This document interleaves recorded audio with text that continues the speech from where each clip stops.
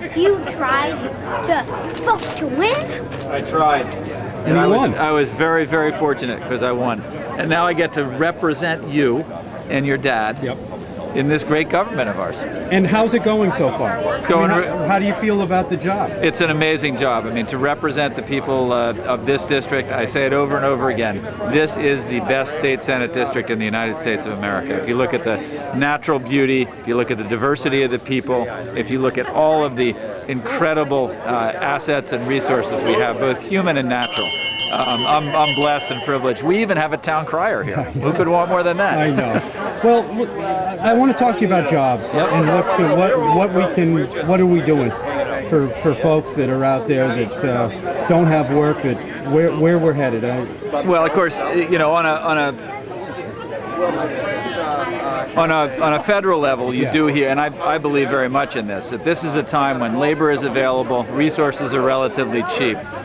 And the need is there, that we should be looking for projects to invest, as we're hearing on a national level now, in building infrastructure, in reaffirming our commitment to education, looking for opportunities relative to a forward-looking energy policy. That has to do with retrofits, efficiency, conservation, small-scale renewable projects. All of that stuff is available. It will create jobs. Looking for local sectors of the economy here on Nantucket and in this region that involve the fishing industry, obviously tourism, which is the backbone of our economy on an annual basis. Looking for ways to shore that up and make that a stronger part of our economy as well. So it's going to take time for this economy to recover. A lot of damage was done, you know, in and during the 2000s. We're still digging our way out, and it's going to take time. But I believe very much that small business especially is going to be a vibrant part of the recovery, and I also think the public sector needs to be investing. Have you heard anything from folks about this jobs bill? Is that gaining any momentum at all?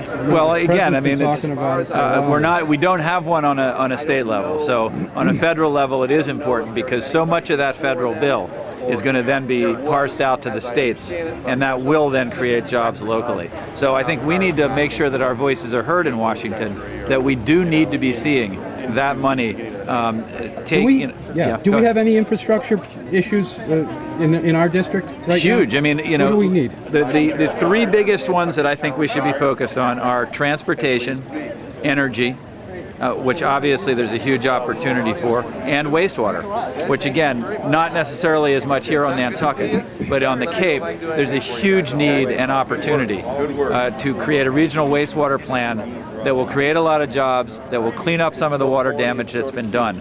Right. So, you know, I would say again, those three: transportation, energy, wastewater, huge. And then we've got environmental protection, which also is not only something that's important, but also will create jobs. And for those folks out there that are concerned about spending and trying to find common ground, you know, I'm just a guy listening to this, just like everybody else. Yep. You got your Tea Partiers, and now you got these people in New York City and all over the world now against Wall Street, you know, and corporate greed.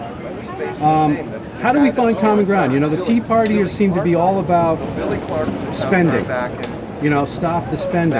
And the Wall Street guys are all about the rich getting richer and the disparity between the two. How do you make people see them? 30 years ago, 1% of the population earned 9% of the income in this country, and now that top 1% earns 25%. And 30 years ago, the top 1% owned about 30% of the assets in this country, and now that top 1% owns 60%. And if it was a status quo that, you know, wasn't impacting everybody, you could say, well, that's fine. But the problem is, what that means is it's come at the expense of a strong middle class. And the reason that's important relative to the jobs issue that you brought up is that without a middle class that actually has discretionary purchasing power, our economy is going to be struggling. So we do need to figure out how to create jobs that will give people the income they need to really be players in our economy.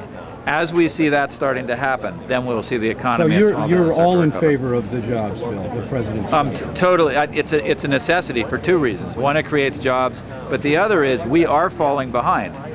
The United States is falling behind in infrastructure and in a public commitment to education. And we need to be focused on education and infrastructure, and as Governor Patrick, I think, says so well, innovation as well. So, Ken, for those folks out there that are really concerned about the spending, the overspending of the government, how do you address that? well, I mean, in the state, we've cut $2 billion in the last 2 years. Okay. Our problem is not that we are not able to have fiscal discipline. Our problem is that our revenues continue to go down faster than our ability to cut. We're not going to cut our way out of this recession. If people think that we can just continue to cut services and cut infrastructure and make cuts in education, where that lands us in the future, if we're not careful, is as a second or third world country. So now is the time, as difficult as it is, to not look for more cutting, but to look for investing. And investing in the future, not borrowing from the future to do these projects, but actually investing in the future is the only way that I think we can see our way out of the challenges that we have today. Okay, Dan, thank you so much.